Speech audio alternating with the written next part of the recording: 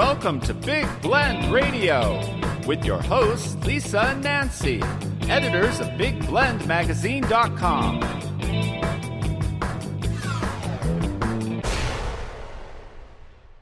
The National Parks Arts Foundation has this amazing program where they create unique artist-in-residence programs within the National Park Service and other parks. And when we talk about artist-in-residence programs, we mean everything from sculpture to music to poetry to paintings. It's all part of it. And we're going to talk about their residency program in Gettysburg National. This is a national battlefield. I mean, it's amazing what they have. And we've got an amazing guest joining us, a bronze sculptor, Sean McGraw, who is well known for his Civil War sculptures and also paintings. He's joining us. He's actually at Gettysburg right now.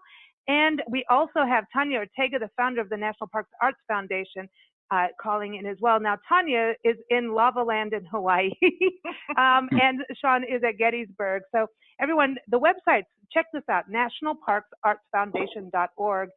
Whether you're a writer, a poet, a filmmaker, photographer, sculptor, go sign up for their newsletter because that's the best way to get all the opportunities to spend a month in the park.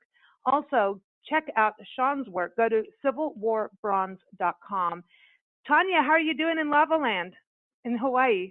Oh, it's absolutely beautiful today. But of course, you know, there's rivers of lava and poison air, clouds. I was at my house the other day on the second floor, no kidding. I looked out the window and there was this huge cloud of ash coming right for the house. So, yeah, like through the trees and through the other, it looked like a horror movie. It was amazing. And so, of course, I rushed around, shut all of the windows, and we all got into the bathroom and sealed it off. Like it could have done anything good, but it was there's a lot of stuff going on here. Yeah. Well, sure. I know that you have an artist-in-residence program in Hawaii at the volcanoes itself, and as we'll talk about that a little later on in the segment here, we want to talk to Sean too because Sean is at Gettysburg, and I believe this is his second time in Gettysburg. Everybody, welcome, Sean. How are you? Good. How are you guys? Evening. Doing good. So, are you in the farmhouse with the peach tree and the ghost? The peach tree and the ghost. I have been staying in the farmhouse, the Klingel farmhouse. Yes, I have. But we're actually working for our public engagement out at the Eisenhower site this time. Oh, okay. Yeah. So no one's called us from there before. So this is interesting. This is your second time. What is it that made you say I'm going back again? Oh well, my whole thing, I guess you could call it, is American history, and specifically the Civil War and this time, when I talked with some of the park staff and about the second, residency opportunity, we talked about maybe doing something about World War I, since last year, centennial year, and this year is really the year that that Americans fought in World War I, officially this year with some big battles. So I thought, well, there was a thing there for tank training with Eisenhower when he was younger, called Camp Colt. And so we're kind of working with that as part of this, project.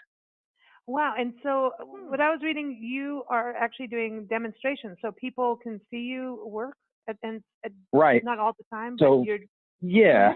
What happened initially, I believe I was one of the first couple artists to come out to Gettysburg when Tanya and them started this program out there with the foundation and the Park Service. And so they had been working, out in the fields and obviously at the house you're talking about, the Klingel farmhouse, where they're so generous to accommodate us while we stay there. And no one had really been in the larger visitor center where there's the cyclorama style painting and the collection, the museum collection, all that kind of thing. And so I said, well, hey, why don't we do this here? Why don't I set up there? So last time it was for sculpture, and I was sculpting there so people could come by. They actually had to pass by this area on their way to view the movie for the foundation about Gettysburg. So they were able to engage with me about what I was working on. And that was really great. So yeah, this time we talked about doing it over at Eisenhower, obviously for World War One, and there's a place out there to be set up in that I have my easel and things set up at. It's not quite as much traffic, obviously, as the movie and the museum for the Civil War battlefield site, but there have been some good groups that have come through there. That's neat. And so you're painting, and there's also the sculpture work that you do. So that it's cool that you're showing this other side, because I think Gettysburg, from the interviews we've done in the past, we have not had the pleasure of being at Gettysburg yet, but that's going to change in the near future. And you heard that, Tanya, right? It's going to change. We're going to get out there at some point, because we want to go meet the ghosts of the Klingel farmhouse. But, the Klingel house. Yeah, but this to me is, this park is, the history is fascinating, and there's different parts of the park, right? That, and you've got like Abraham Lincoln's history. I mean, there's just so much to this. And yeah, this battlefield has been there for, since the Civil War. So this is incredible what you're talking about. And Eisenhower, we have a book on Eisenhower. It's a historic photo book, black and white photo book. And it's a coffee table book. It's amazing. And I remember going through, when we were first going through it, and seeing him at Gettysburg, and I was like, I had no idea he was there. Like, I had no idea what he was doing. Dude, he was everywhere. Didn't he have a house near there or something like that? Yeah, the house is there. Yes. Right there. Right there. Right Yep. there. Wow. It's farmed, because he was doing a show cattle. I think Angus show cattle at this farm. So it was an operating farm. Wow. This is something we don't often hear about. Tanya, this is the first time we've had someone that's a return visitor, and we're going to have Nick Collier next month, everybody, who has been on our show. He was in Big Bend, and we've chatted with him before he went to Gettysburg, and now he's going to go to Hawaii. So that's going to be an interesting conversation. But this is interesting, Tanya, that you, as a foundation, do allow people to re-enter or resubmit in for the different residencies, and even to the same park. Well, it's this simple. Every time we have an opportunity, an artist in residence opportunity, we have different panelists every single time. It's not the same people. And it doesn't, that doesn't even matter. If you get, I think with Sean's, we had over 20 on the committee of panelists this time. So it's not like, why wouldn't you be able to go there more than once? Sean's great. So incredible. Everybody go to the website again, civilwarbronze.com, and have a look, because I mean, it's so realistic. We were saying this earlier, that I love it. It's like, when you watch a movie and someone really knows how to do a character well, like you're in it, like it's like even the storyline, who cares about that, because the character is so good. You're just into that personality. And I feel that with your work, that you bring this personality to life, and yet you're looking at a sculpture, and that's different than a painting. Like, I always think that a painting has, I know that it's just like, a painting has maybe an easier way to make something come to life, but your sculpture, I mean, it's, you put people's faces alive, I don't know why I say that about painting. Maybe it's color, and I don't know why I say that. Well, but nice compliment. Thank you. I think the body language comes through on the sculpture. It's incredible. And, because it's more than the facial thing. Yeah. The body language in the sculpture, to me personally, is everything.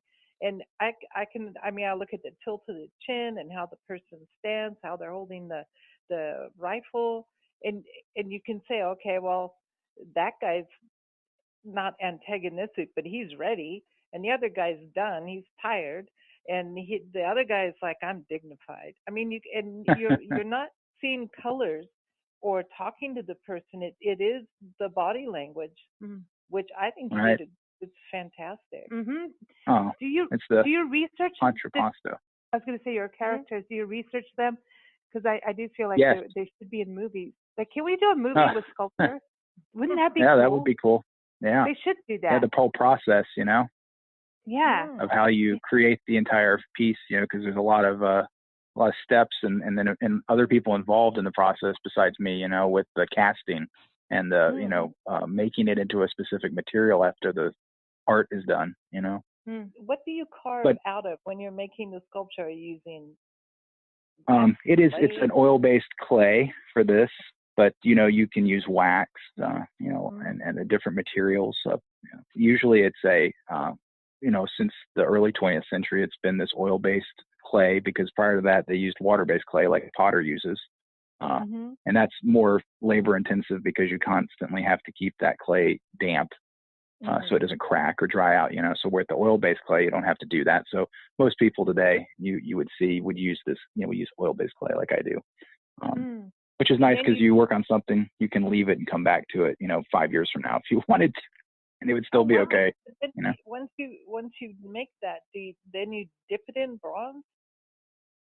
Well, then you make a mold, like a gelatin mold, or usually it's a rubber mold with silicone. Yep, and fiberglass, and then you put wax into that mold, and so now you have a full wax figure or reproduction, and then that is dipped into a ceramic material that coats it, dries, and then you burn the wax out of that ceramic material, melt it back out, and then you have a negative that you pour the hot, bronze into to get your positive again. Wow, so it's solid.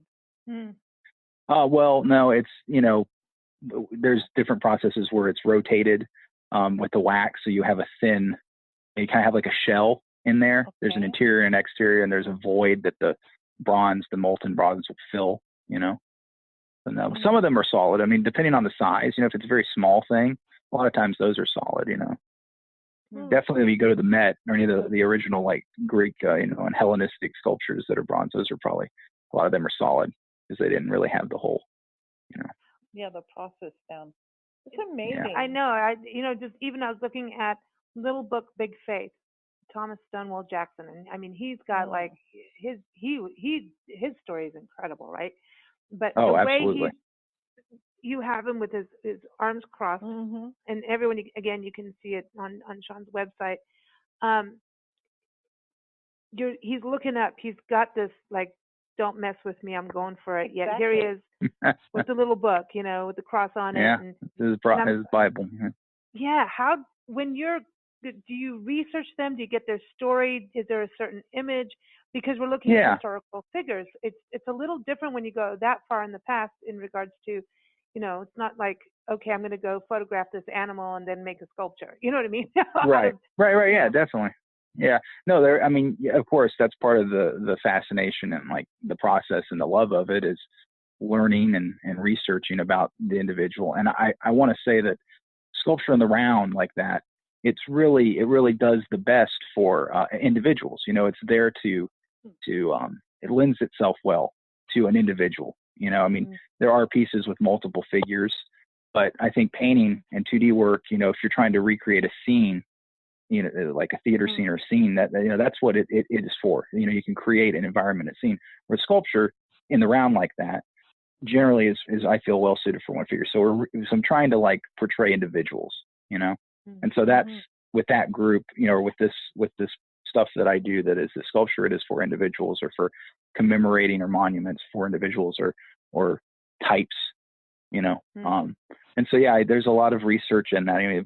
Generally, because these have been done for me and not as a commercial project, I'm picking who that is, so I decided to do Jackson because I'm interested in him and his life and all of that. But there's relief pieces, and I'm not sure if I've updated or put that on that website, but where you can't walk completely around the sculpture. Or familiar with like relief sculpture where it's almost half round, right? Yeah. And I think that you see a lot of scenes are depicted more in that regard. So you can have an event where with the bronze figures it tends to be like one person and all that. So I look into how is that person going to be depicted or what is integral to their story, what we want to portray in those pieces, and then think what other people would find appealing also. You want it to be somewhat marketable. That connection, that spark with the viewer. and then personal. who the true person is. When you're at Gettysburg, does it help to be there just to get an atmosphere? Absolutely. Yeah. Yeah. Hands down. You know, I mean, the park, I think that's one of the best things about it. They have a museum, but let's say that this was a residency or something that had to do with a specific museum, you know, and you have a collection. Well, that's fantastic. That's great. But this has so much that's outside that. That's a physical landscape, you know, where you can go read. You don't have to be there with these like operating hours and have someone, you know, there with you as a docent. It's like you can read where that stuff happens. Huh? What now? Gate is closing. It's time to leave. Get out. Yeah, exactly. None of that. Yeah. So you can go see where it actually happened and, you know, be immersed in that. And that's what makes it, you know, one of the things that makes it so special. But obviously they also have an incredible collection of artifacts and reference material and all of that as well. You just said something very important. Said something about being out there and reading. Like that to me, that's really true. Like it's so cool to, you know, whether it's a novel or nonfiction, is you're sitting out in the place where something happened and you're reading about it, getting the information, and you're there where it happened. That's like, that's so you know, strong. I think that's important. Yeah. Yeah. It is. Inspirational. I about the reading part of it. Yeah, that's really cool, because to me, it's like, if you're going to read about nature, go sit under a tree or, you know, lean up on a saguaro cactus here in Tucson. But when they dig up a new set of dinosaur bones, I find that like, oh my God, look, this is proof they were here. Look at it, you know? It's like, oh, check it out, dude. So cool. It's so cool. Yeah. You know? And that's, you know, Charles Knight and those guys, he did that in, you know, at the museums where they bring that stuff in, and he'd go out and see it and work with the taxidermists and be immersed in that when he did the paintings of all the dinosaurs and things. And interesting. Yeah. Tanya, this has got to be so cool, you know, over the years with the National Parks Arts Foundation. And then, you know, you see Sean return in and then have this other point of view, which I think that's the coolest part of art and creativity, is that you get all these points of view. And then it's like, oh man, how do I nail it down? There's like so many of them, right? But that's the hard part of creativity, is like, you know, creative people have gazillions of amazing ideas. But for you, whenever an artist is there and then leaving, and you see their work start to appear in places and collections around the world, and suddenly there's movies out, you know, you've got to sit back and go, man, this is so cool. You've got to. I mean, this is thanks. That's really positive. I do need to think about it more like that sometimes. I really, really should, because I get so excited about the artists, and we're continuously on this end, as Sean knows, trying to get the artists even to very particular parks or places that their work just speaks well of. I guess that's a wrong way to really say it. There's a nice marriage with certain artists, their media or their, I hate to say theme, but it's true, and putting them and trying to find the perfect venues and places for them to be. So I do end up kind of doing a lot of the getting wrapped up and going, oh, this Sean is perfect for this park, or this person's perfect for this park and this park. And, you know, it takes years to bring a park to, you know, to be able to have one of these programs. And so I get wrapped up in that a little bit more than I should, instead of going, wow, this, you know, seeing an artist's work in Australia, New Zealand, Portugal, our artists now are in museums around the world, and theaters. So, you know, you're absolutely right. When I do see that and get a glimpse of that, I'm even shocked a little bit. And that has a lot to do with the artists initiative, the inspiration. We try to provide the place for the inspiration, and beyond that, boy, artists really work hard. I think so, and I think it's also important because I know, Tanya, we've talked about this on shows with you before and other artists, but Sean, the truth is your work, even someone going on your website and viewing it, gives us a reminder of what happened in the Civil War and what's happened in American history. And I mean, I want to see it in person. You know, it's great to see it on your website, great to see it in photos and everything, but there's nothing like actually seeing the real thing or going to the real park. But I feel like you're an ambassador for American history. Just, you know, reading your story of, you know, as a young kid going, I want to do this, that you're an ambassador. And I think we need more people like you because I think it's very hard to sell history, and it's important. And art has that way of selling history without saying, here, absolutely, 1617 2, this right, happened, and you must remember it on this timeline because if you don't, you know what I mean? Exactly. Yeah, because there's no dates in art. You know, I mean, that's the beauty of it. It's a visual. It's not a, you know, it's not a date. It's not, remember this happened at this date and that's all it is and blah, blah, blah, you know.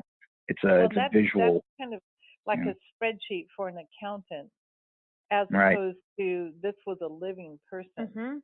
And look at correct. this. Yeah. This is now living again.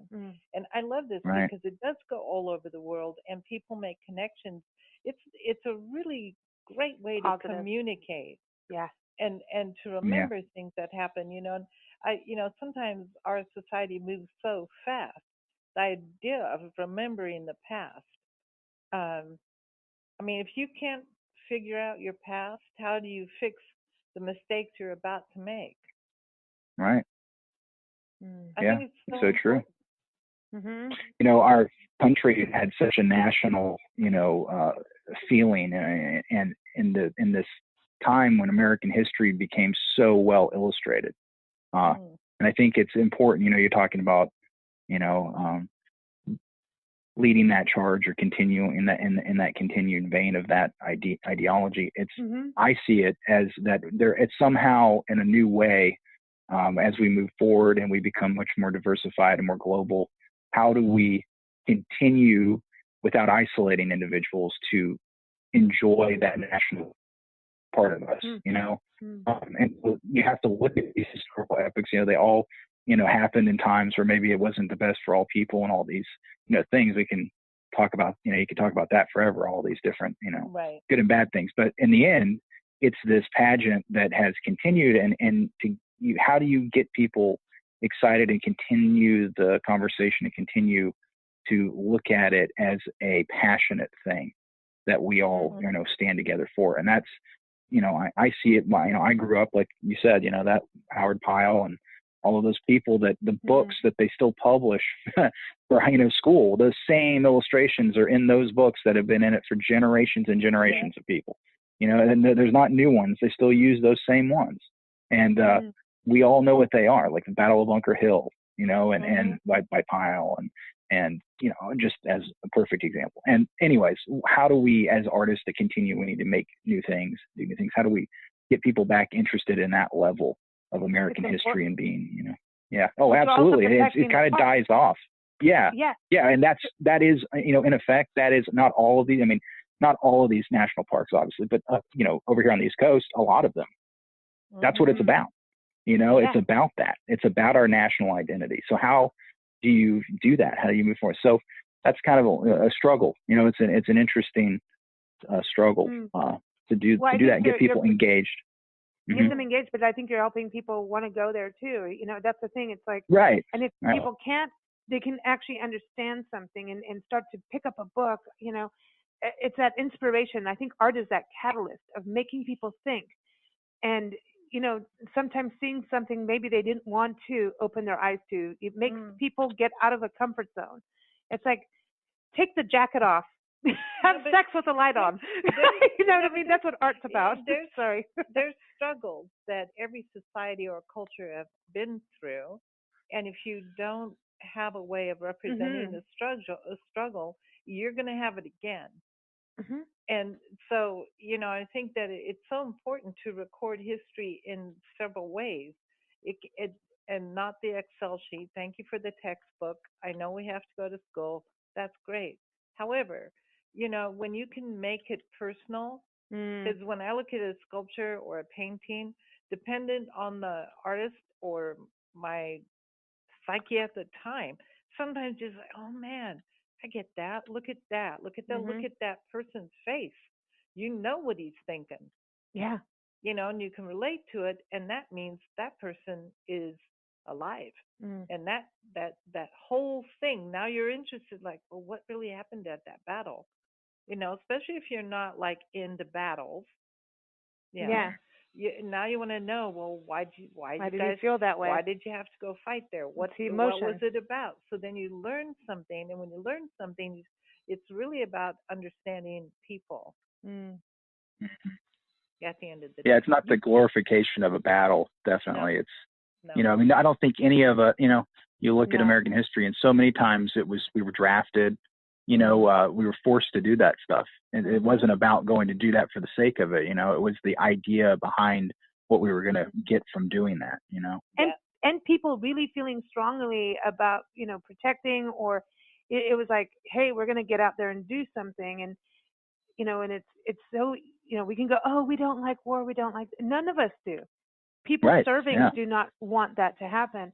And, you know, that's the thing. It's like everybody has a different approach to a situation. And, you know, when you look at the Civil War and you look at what happened between the North and the South, and it went all the way across to California. I mean, I still look at Central California. The north part of Central California was fighting with the south part on the same thing of what was going on in the North and South on the East Coast. It's crazy, but it was exactly what happened. And our parks do an incredible job of sharing this history in an accurate form. Fort Bowie here, around the corner from us, the Civil War was, the California column went through there, and it helped actually be part of stopping the Civil War. I mean, it's incredible that Arizona played a part in it. It's weird, but it's true. It is.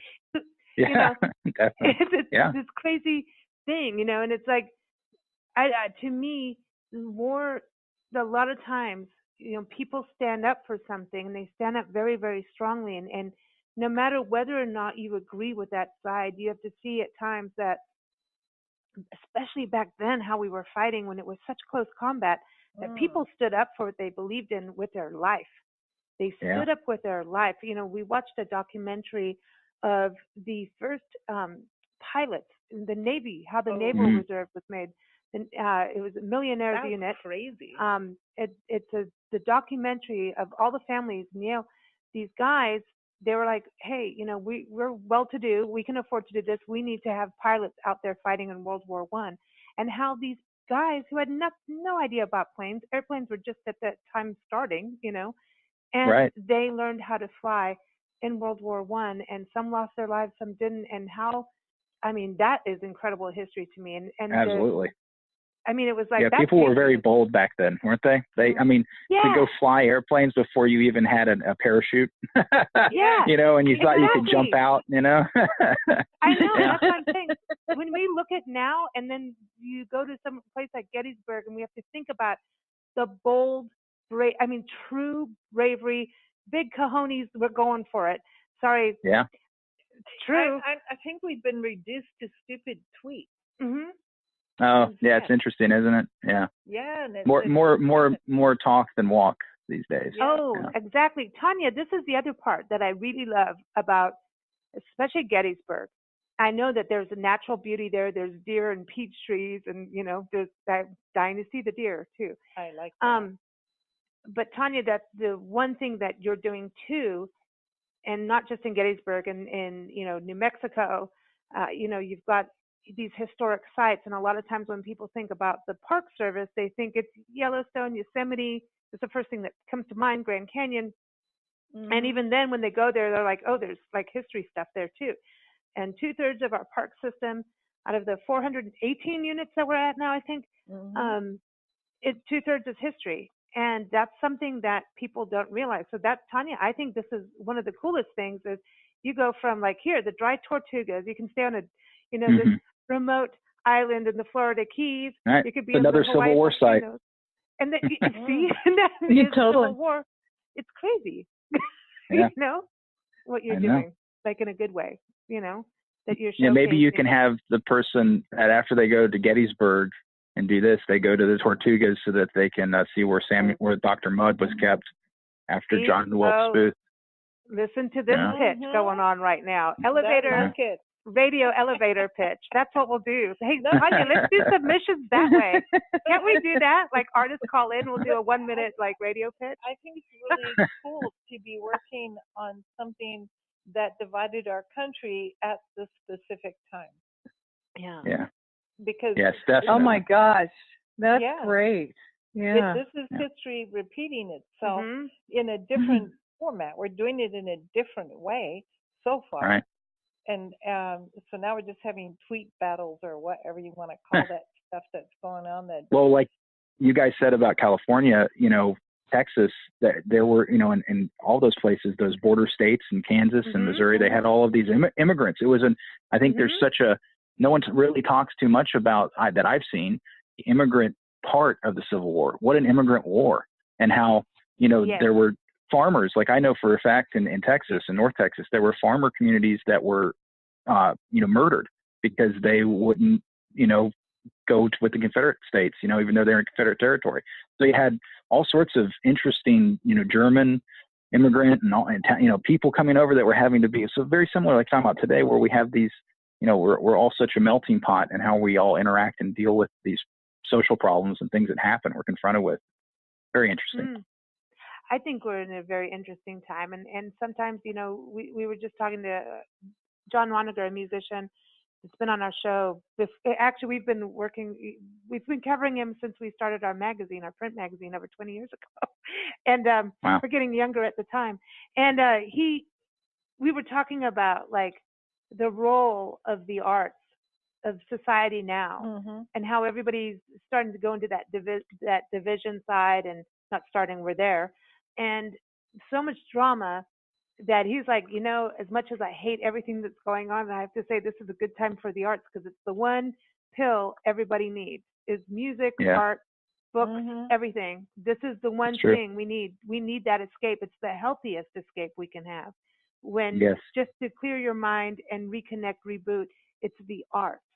And it delivers a message, sometimes like right in your face, sometimes very softly, but you remember the message, and it makes you think about how you actually feel about it. Maybe you're wrong about this, maybe you're right about that. Maybe it tells you, okay, maybe I need to be a little more open-minded.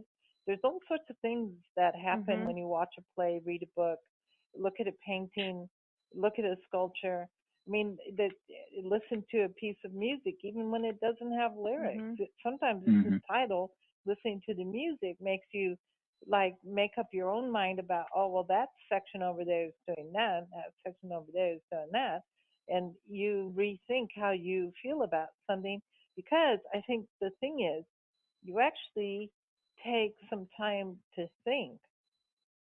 When you're looking at a sculpture or a painting or reading a book or something, you're actually taking the time to think. Whereas the way we live our lives now seems to be texting while driving, swerving off the road, going to Starbucks, and like no thinking required. Drive through, get this, text that. Yeah. Hey, you got drive-through daiquiri bars, right, in Florida still? No, that rocks. No, that's Louisiana. I haven't seen a daiquiri, drive-through daiquiri. So that seems like a Savannah kind of thing. That's what it was. Yeah. Oh yeah, liquor stores. Yeah. Well, that's funny. Parsons and the New School did I'm pretty sure it was them, did a study recently, and I was reading that about just that, and how we look, how much time we spend looking and versus seeing, and how much time you allot. When someone goes to a museum, how long they view a piece of art, or what our engagement in that level of how long you look at something.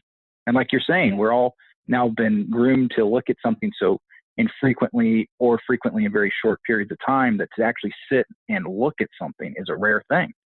Yeah, it's like cell phone. 240 characters or less, depending on the platform. 1 minute videos allowed only on Instagram. 2.2 minutes on Twitter. This is where we're at. Yeah, it's like get on with it. Like when you take a cell phone picture, boom. That's it. I saw the Grand Canyon. There's my cell phone photo. Good for you. My selfie, and I fell in. Yeah, and then I fell in. And there's the selfie where you fall in the lava or whatever.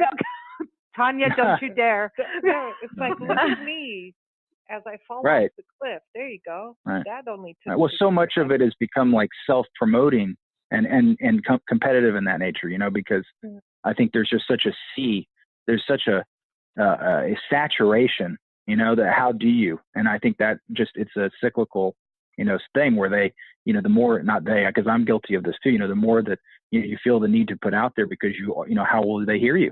You know, how would you know that? We're all putting out. That's it. That's it. Yeah. That's society. Yeah. So we're putting out to people who don't take in. Yeah. That's, Or wow, here we go. But that's the thing. Well, I have a law that I live by now, and it's whatever you do, because of the whole social media crazy and everything. It's like my law is educate, entertain, inspire. You got to do one of those three things. If you can do all three in one, that's like really cool. But that's it. And if you can't do any of that, don't say anything. That's my thing. Don't be the airwaves. Yeah, don't say anything. Just you know, stop. Well, stop it. Recently right I've been getting more into the sculptural work because it has a lot of overhead. I've been going.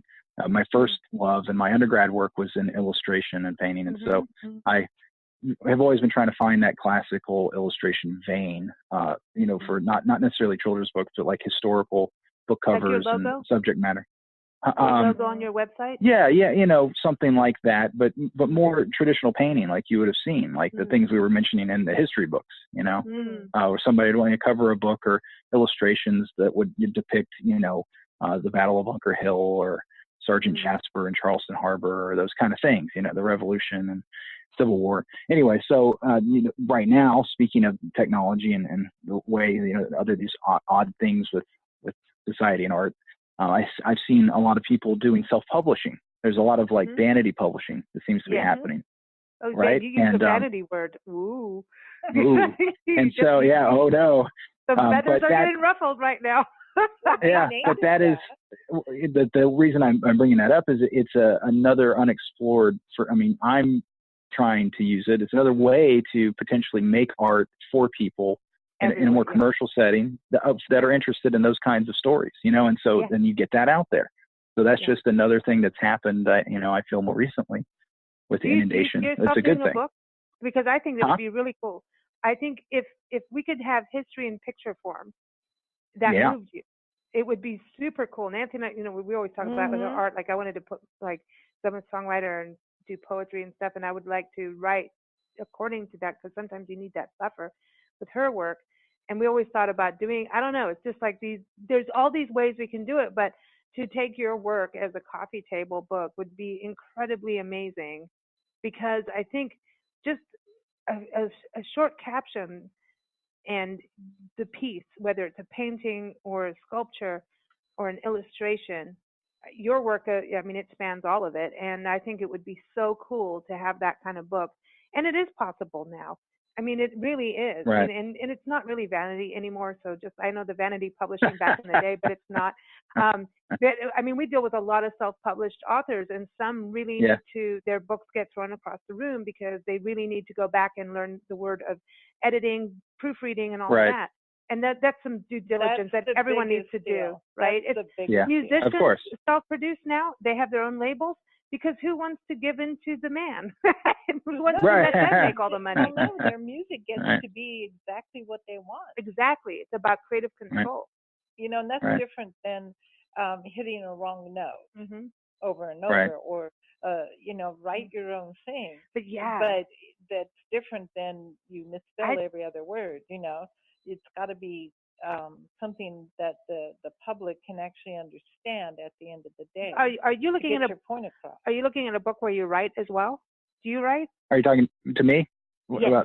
No. I do not write now. I guess that I'm interested in that, but it's, you know, that's such a thing unto itself, time wise. I feel like that the art part of the illustration part and the painting part is enough for me at the moment with that. But you know, that'd be a great thing to write historical stories that are also illustrated. People used to do that, you know. I think what would be really interesting, especially with your work, if you're going to photograph a piece, and to just have a simple caption that would say the tilt of this man's chin was because he was about to go into battle. Yeah, just like that. Or just not, you don't even say why. Just go. Yeah, I mean, just something, because some of us will think, oh man, look at that, and other people won't maybe go there. See, I'll go research the whole person. But just to pique that interest or help others along who might not see or might see something totally different and be like, and then I think the body language thing is I think it's so classic. Yeah. I think what you do is just, it makes me want to go research. It makes me want to go and read some of my old novels. It makes me want to go back and read John Jakes again, and Missioner again, and like get back into, some of those history, watch some documentaries, and most importantly, get back into the parks where you can step into that place. And Tanya, I want to go back to you on this with Gettysburg, because I think Gettysburg is the most complex set of programs that you offer with the National Arts Foundation. Sorry. Well, the beautiful thing about Gettysburg, I mean, it's not really the most, but you're right, it is the most complex because for the very simple reason that Gettysburg is so darn cool. They are open to experimenting with all different kinds of media. They are open to just supporting artists like you wouldn't believe. I mean, Sean knows this. They're just cool, and they really know what the line is that is fine art and the historic importance of art in the park. And they've got all their bases covered with being able to have some of the best art in the country in the national park system. And then they see the importance of that legacy there. They see the importance of former United States presidents who lived right there, and their paintings. And I mean, it's incredible. I can't take credit, is what I'm saying. It's the life. It's the life of what is Gettysburg. I mean, the stories of the people in different art media, everything from poetry to sculpture to hair jewelry to stories to writing. I mean, it's really it's people involved to recipes of the peach orchards. I'm into that. I'm into the recipes. And when you said the hair ornaments, my first thing I have to say was I went in, and I just realized what you meant. The human hair art, like that's my new fascination, is human hair art that we have that went through in the 1800s or something. I think we saw it in a museum. I know all about it. Let me know when you need to know. See, well, you got a lot of hair. I know. But that's what people were doing when they didn't have things. They made these little tapestries with hair, human hair, and I think that's it's so trippy and cool.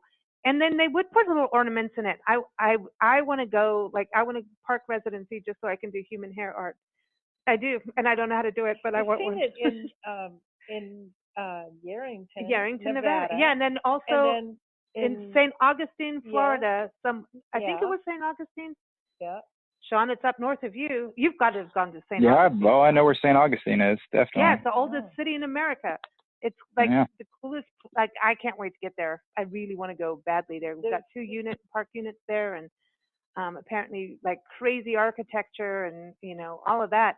But there was one of the travel writers we interviewed went there, and there was human hair art, and I was like, yes, because like I never find anybody who knows what I'm talking about with that.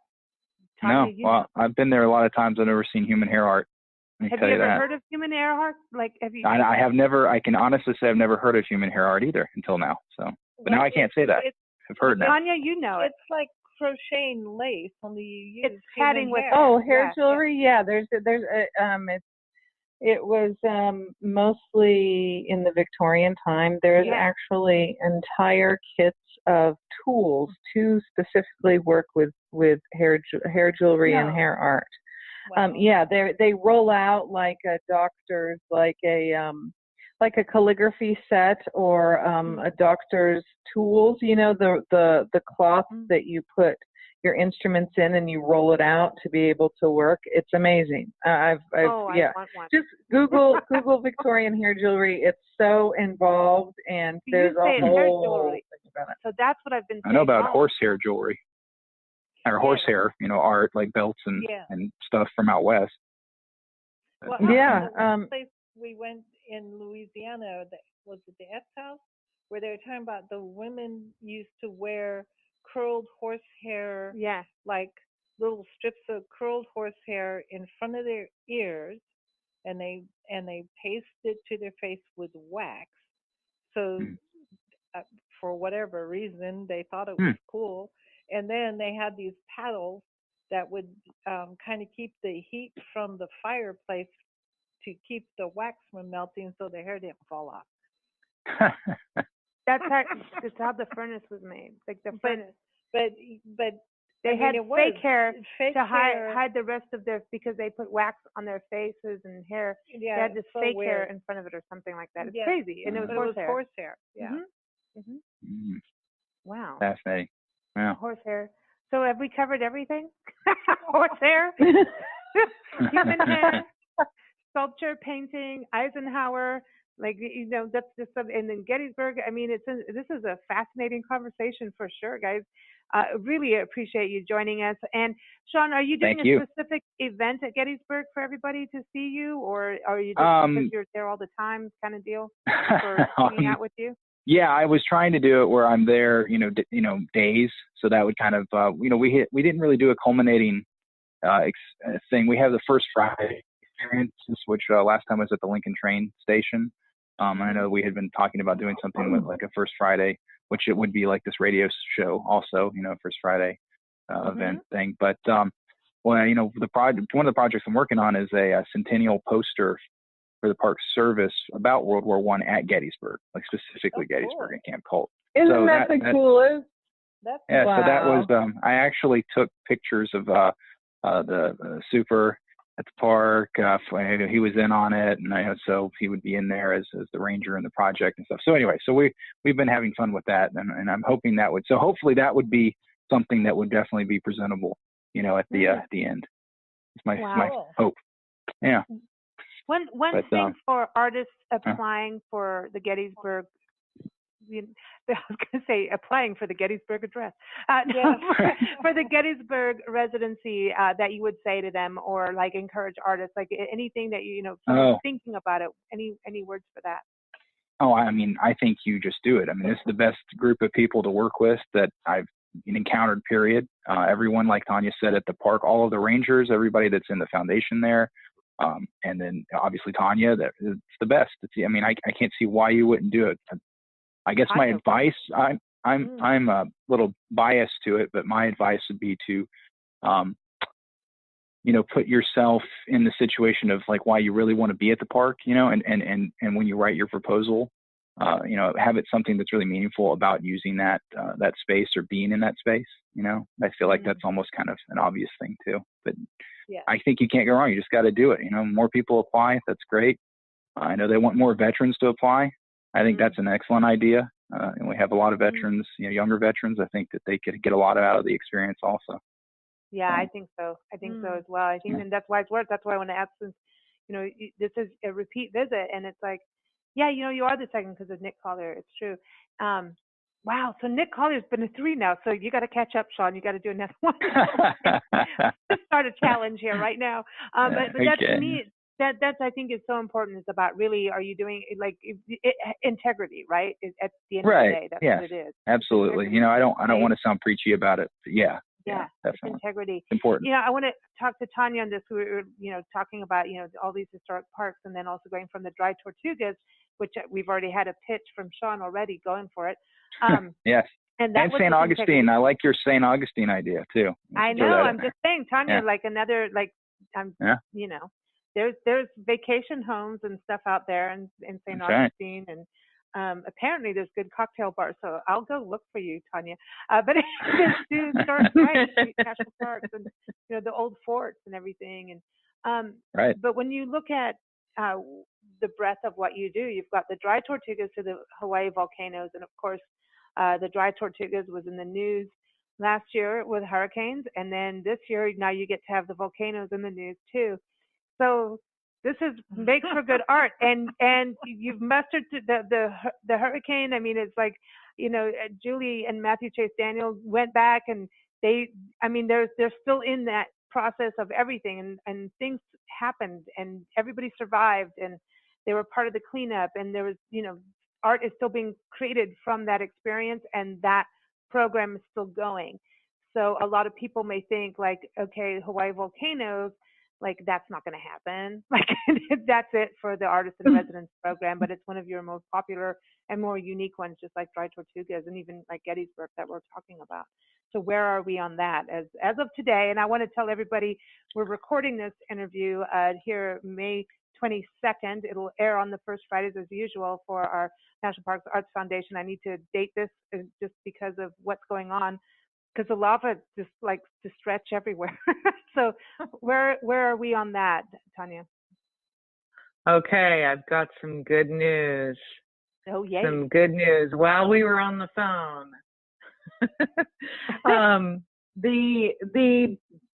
Both the August and the September Hawaii Volcanoes National Park Artist in Residence programs have been extended. The deadline has been extended. The one in August is for any artistic media.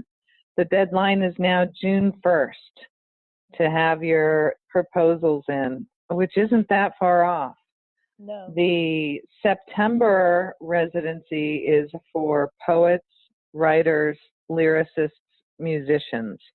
If you think words and sound, that's specifically for that group of people. And all media, August will be the last one for this year. And next year, we're likely going to cut them down to one, maybe two a year. So this is it. And the other thing right now that's happening is, yes, the most of the park is closed.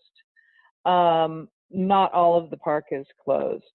So people definitely need to know that we are not giving up on the residencies, because depending on how you apply, what you want to do, it's all open to you. If you want to go down where the lava is going into the ocean or all of these different places, it's kind of up to the artists what they want to do, and doing the research behind what areas of the park they can still be inspired by and get into.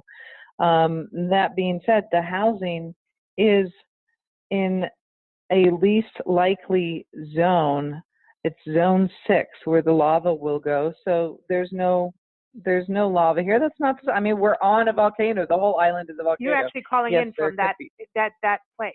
You have a cool house where a whole family can go hang out, right? That's exactly. Well, we're renting the house for the artist. I just happen to be in the same neighborhood, a couple blocks over, because the first artist for this beautiful location is going to be here this on Monday, I think, at the beginning of the month.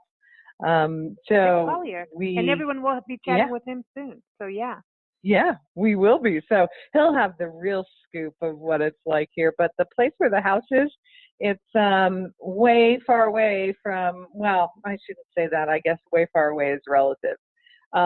It's away from the lava. That doesn't mean that you're not going to get some gaseous air. But this place where it is, which shall remain nameless, because we like to keep that up to the artists to be able to tell people where they are.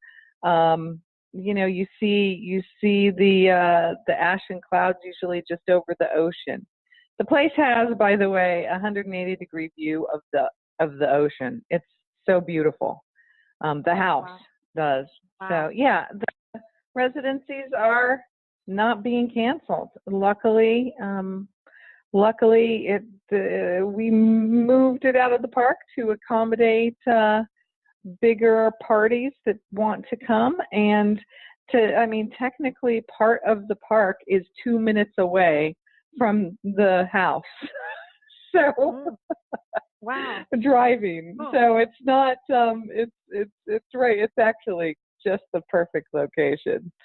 So yeah. I think it's Exciting. amazing because you're likely to see something that history won't see for another how many hundreds of years. Exactly. And this is so cool. I can't wait to talk to Nick and see how that works. And Sean, would you do it? Would you go near the lava?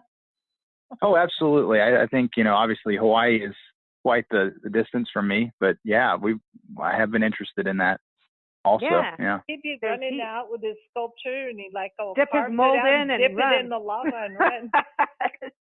Somehow, I don't think that's going to make it that way, but it's interesting. I have one last question for you, Sean, because of sculpture and how, it's intricate, like your work is intricate. And when you think about actual statues and things that are made like cannons, and isn't that in its own way a form of sculpture? Even like when you look at blacksmithing and things like that, isn't that connected in a way with Yeah, I mean, you're creating form with metal.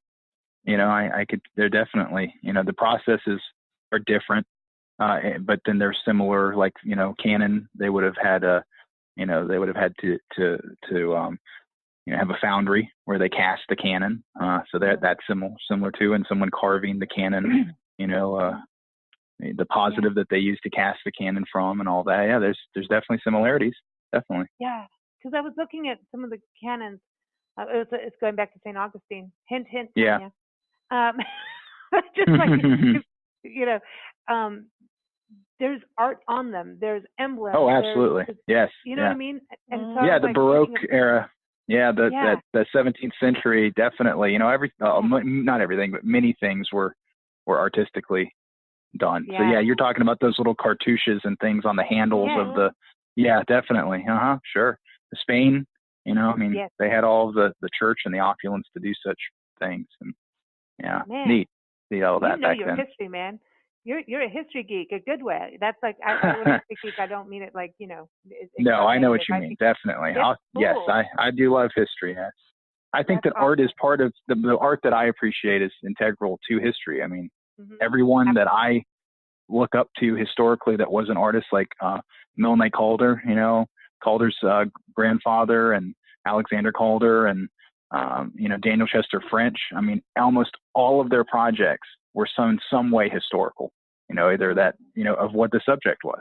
So, and then if you go back even further, I mean, all that, even if they're Roman senators, it's interesting. It's all history, it's all showing history. Exactly. Yeah. This is amazing.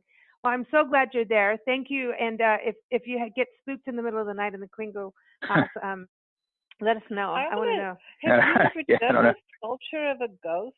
Ooh. Sculpture of a ghost. Well, yeah. I mean, isn't a ghost transparent? Maybe bronze wouldn't be the best medium for that. Well, you have a skeleton on Well, maybe you have made a sculpture of a ghost. It's just not so visible at all to the naked eye. I like that. Man. So you It's like the King's New Clothes. The plaque Right. you could stand on and just name it the ghost. Yeah, there it is. Here stands Robert E. Lee. That sounds too conceptual for me, I'm afraid. I know, that's all that too is. postmodern. Well, give it hair art. No, we'll give it hair art. Yeah, just stick with hair art. Have a skeleton with hair. Yeah. No. Okay, no, we're tripping out. kind of like something has to hang in midair that would be like the ghost, like some not connected to the plaque, but part of the sculpture. That's it. It would have to like a couple of eyeballs. Just good. That's a really good thing. Tanya, you can help with that, with the eyeballs. I know that from your photography. Just saying.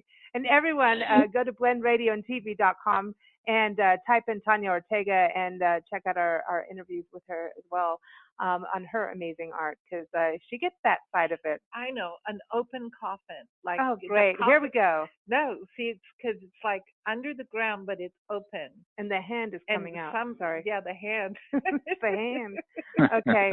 All right. right. That's enough. Everybody, nationalparksartsfoundation.org, artists, musicians, poets, filmmakers, veterans, go there, submit. You must submit. And this is the only place you need to submit. Oh, well. So go there. Also, really, everyone go look at Sean's art. Go to civilwarbronze.com and you'll see exactly. And also, I'm available through McGraw Illustration, or SeanSMcGraw.com, which is my illustration site. So if anybody's interested in that as well. And social media, you want to give everyone a shout out for that? Sure. You can follow me on Instagram through my SeanSMcGraw.com. There's a link through there. They can go through there to follow it. Yeah. I'm going to go follow that for sure. And National Parks Arts Foundation is on Facebook, Twitter. That's also great ways to keep up with them. As you know, these opportunities come in, they get a grant, and then you have to move to make sure the grant and everything works. Homes, housing, art, all that good stuff. So it's one of these rotating fast things. So that's how it works. So follow them on social media. Go to their website, nationalparksartsfoundation.org. Sign up for the newsletter. Did I do that right, Tanya? I got it. Let's go. That was good. Very good. Yeah. I'm moving on that. And I think when there's an opportunity, grab it. Don't think about don't it. wait. Just do it. Just do it. That's it. That's it. Like travel. Just do it. Don't think about it. Just go. Anyway, everybody, thank you for joining us. Thank you, Sean. Thank you, Tanya. Thank you, listeners. Big Blend Radio airs Sunday through Friday, and our entire schedule is up on bigblendradio.com. You can listen as shows air, or you can listen anytime on demand. We have all the links to all the different outlets, the main outlets anyway, that you can connect, whether it's iTunes, YouTube, Spreaker, Stitcher, Player.fm, all those places. It's all there. And we always love to close shows with music. And this is a song that we always play when we talk about Gettysburg, and it's called Colors of the USA. It's written by Doreen Taylor, who's out in Pennsylvania, by the way. And this song was written for the National Parks Conservation Association for the centennial of the National Park System. And what she wanted to do was connect all the parks in regards to nature and history, and it's the heritage of our country. And the song, as you will hear, really reflects everything we've been talking about today with Sean and Tanya. So it's Colors of the USA, and you can go to DoreenTaylorMusic.com to get it. Thanks for joining us, guys. Thanks, guys. Bye. Thank you. Bye-bye.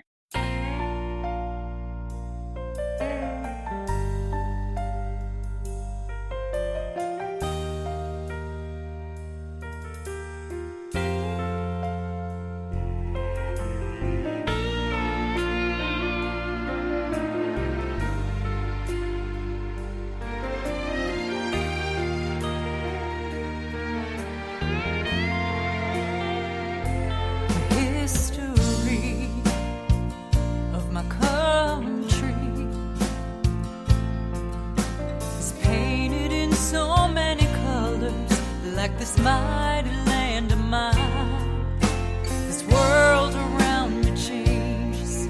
Every day is something new.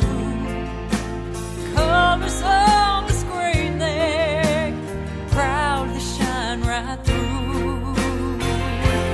Seeing eagles soaring across a rainbow painted sky, kids laughing in the green grass as they play. Flag flying high with the red, white, and blue.